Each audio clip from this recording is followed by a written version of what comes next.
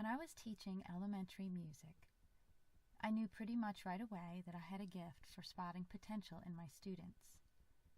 I had my students from kindergarten through 5th grade, 6 years in total, and as I developed my teaching gifts, that gift of seeing potential in my students, their musical potential, grew stronger and stronger.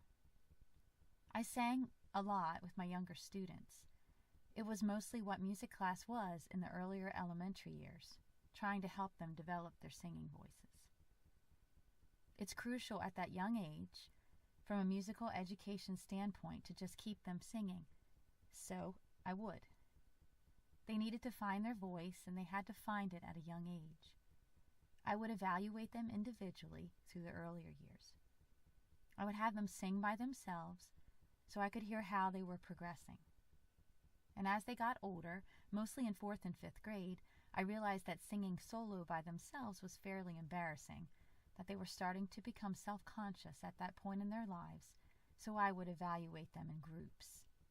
We would be singing a song as a class, and I would just circle around, walking in and out of the rows, listening to them, so I could hear them, so I could know where they were musically, and I didn't have to embarrass them. I could hear them and grade them accordingly. So I had this one girl, and I'll give her name because she'll probably never hear this, but her name was Sophie. And I saw early on how much Sophie loved to sing. But she didn't see her potential. She was very shy, very quiet in her general demeanor, and of course this carried over into music class as well. She was just such a sweet little thing. She just sat there and was so quiet, but I could see her passion for singing. I could see it in her face as she sang. And she had some struggles in kindergarten and 1st grade with her voice. You wouldn't necessarily say right away that she had the best voice in the world, because she didn't really. But I saw the potential there, as well as the quiet passion and her determination to be a good singer. So like I said, I evaluated the kids as they went through individually. But in 4th and 5th grade, I wasn't hearing the kids sing individually anymore. So by the time Sophie had reached 5th grade, it had been a while since I had truly heard her sing individually. I had a 4th and 5th grade chorus, and Sophie was in the chorus. It was November of that year, and Sophie had now reached 5th grade. We had been preparing for our Christmas concert. I had picked out a song that had a solo part, and the solo was actually a very big solo. I had auditions for the solo, and Sophie showed up to audition. And it's one of those moments that I will remember for the rest of my life. I was literally blown away by her voice. She was singing like a polished professional, a beautiful, pure sound, so mature, so developed. I almost had to leave the room after she auditioned because it was so powerful to me that I thought I was going to lose it emotionally. That voice.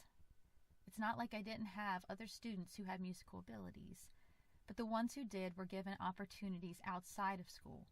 They had private lessons and parents who were musical, but in Sophie's case, I know this wasn't true. So everything that happened to her musically happened within the 4 walls of my classroom. So that day in the music room, when she auditioned, I was completely overwhelmed. And it wasn't just me. All the other students who were auditioning were blown away too. We were all blown away. There's no other way to describe it. So the concert came, and Sophie sang that solo. And she brought the house down. It was a moment. Everyone heard it, you know.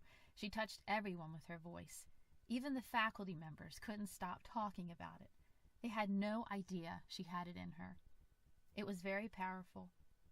And here I was, her music teacher for 6 years, listening to this beautiful young woman sing, and knowing that it started back in kindergarten, you know, the day I knew I saw that 5th grade Sophie. She didn't see it, she didn't know it, but I saw her. I saw in that sweet little kindergartner this 5th grade singing angel she would become. And I had the privilege of realizing it as well. I was actually able to stand there that night and witness 6 years of growth in a person. And not just musically, because Sophie did more than prove her musical prowess that night. She made a statement about her confidence in herself as well. So why am I talking about this, you may wonder? I believe this is the INFJ sorrow, especially those of us INFJs who have lived some life, you know? We spot potential in people. We go through life, I think, searching for those people who have potential. I think the people whom we choose to invite into our innermost circles, those are the ones that we have studied, and studied very carefully. And I feel like especially when we're older, we do spend a lot of time that people don't see, studying people, studying individuals, evaluating them for their potential, and envisioning welcoming them into our lives. And we take everything we've learned about them through our study, filtering it through all our checkpoints until we are confident that we have seen the future of that person. And that's when we decide to invite them into our innermost circle, because we see their potential. And it may appear to happen fast, that trust we've extended, that invitation to let someone else see us in full. But there is some work that goes on behind the scenes before that invitation is extended. Honestly, we don't see that kind of potential in a whole lot of people. People are not self-aware, or they don't have the desire to grow, and we don't want to invest that much of ourselves into people who don't want to develop, who don't care if they ever reach their full potential. We will certainly help those people, but not in any kind of deep, meaningful way. It may be deep and meaningful to the other person, but we won't let those people close to us. We won't let them get close to us. But those who have the potential, those diamonds just on the brink of discovery, filled with passion and great ability, those are the ones we want close to us. And we want them close to us because we know that we can pour our life out into these people. We can give them our heart and soul and everything that is within us. We want to love them as they have never been loved before, and watch them grow into intellectual and emotionally intelligent giants to make a greater impact in the world. And it's a mutual thing, honestly. I don't think that I've invited anyone into my heart, my closest inner circle, who I did not think had the potential to make me grow. It's not just one-sided, you know. It's not like I'm standing on some holy ground, like I'm going to touch people with my fairy wand and make them into these incredible people. It's not that at all. The ones that get close to my heart, I want them there because I know that they can do the same thing for me, that we can do it together, you know, that I see the potential in them and that I'm hoping that they see it in me, because I haven't arrived and I can't do it alone. I need someone else's help to reach my full potential. And I think that's why in younger years we get abused, because perhaps we do misjudge people. Our intuition is not fully developed yet. We are slow to mature, late to the party. Maybe we think we see potential, but we've misjudged, and so that's how we get abused and end up in abusive relationships. Because we love this person, we keep forgiving and we keep forgiving, and they keep abusing and they keep abusing. It takes us a long time to see it for what it is. But when we get older, we trust that intuition about other people. We trust what it's telling us when we find these people. In our younger years, we might not do the thorough research that we have to in order to really see somebody. But as we get older, we do the research on people, and then we feel confident inviting them in. And I think it's why, even in our older years, why we give people so many allowances, how we're so quick to forgive them for so many things. Because we are looking ahead into that person's future, you know. We already know the person that they will become. Because we see them, not for who they currently are, but for who they will be. All that potential in them come to fruition. And because we love them for who they will be, that's how we see them. That's who they are to us. And we love them in that, in their current state, because we see through all the things holding them back in the moment when we meet, and we love what we see inside of them, their real self. In some ways, it's like I see who I want to be. I know who I want to be. I can see my own potential just as easily as I can spot others. But I know I don't have the ability to get there on my own. That's why I invite special people into my life and heart, because I'm hoping that they will see it in me too, that potential. And I'm hoping that when I mess up, and when I do what's wrong, and when I hurt them and injure them unnecessarily, that they would extend the same forgiveness to me that I would to them. And this is the INFJ sorrow, because it's hard to find people like this. I did a video about the INFJ intensity, and this is why it's really hard to find these people who can match it, because it is intense. And I think it's because when we see you for who you will be, we're going to give it our all to help you become the person you were meant to become. It's going to be intense, and I think it's difficult to be under someone's spotlight in that way. I think it's hard, especially when we're trying to shine that light on you, showing you where you need to grow, where you need to improve, and the areas you need to really work on. Because you see that light being shown on you as us not believing in you or criticizing you, or for not loving who you are, you question our motives because you can't yet see what we see in you. You can't see it in yourself. You can't see that beauty in yourself. So you sometimes can't see how much we love you, how much we would give our lives for you. You can't see all the ways that we've proven our love to you time and time again. And of course, remember, we're not just doing this only for you. We want you to do this for us too. We actually invite you into our lives. We have hand-selected you through our research. Because we are confident in our findings, we're actually trusting you to hurt us. We trust you to hurt us. That's our gift to you. We trust you to wound us in love so we can grow. We want you to trust us to hurt you, to wound one another in love. There's a proverb which says, "The wounds of a friend are faithful." We want that sort of beautiful relationship with you. But it's like few people can handle being hurt on such a level, because they can't yet see what we see, and because they take our attempts to help them grow and take it personally as an attack. When we hurt someone for their own good, that's when they unleash all the hellfire and fury upon us. Then they door slam us, and we don't ever get a second chance. And then we never get to see the fruit that it bears later on. We don't get the privilege of seeing the person that loved one was meant to become. And we lose the opportunity for personal growth as well. And that's the INFJ sorrow, 2 lives destroyed.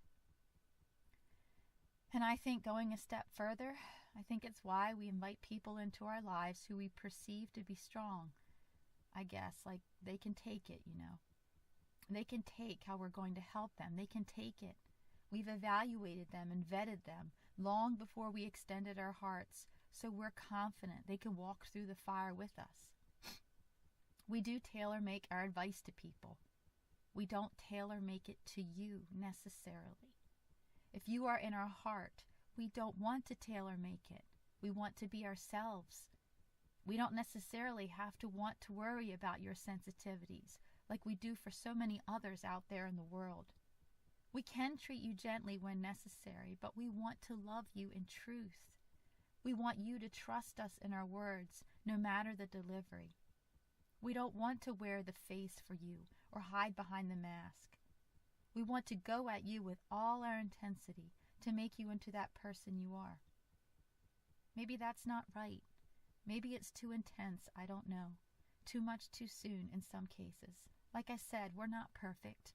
I'm not perfect. We may go wrong in our passion and enthusiasm, but we know fire refines.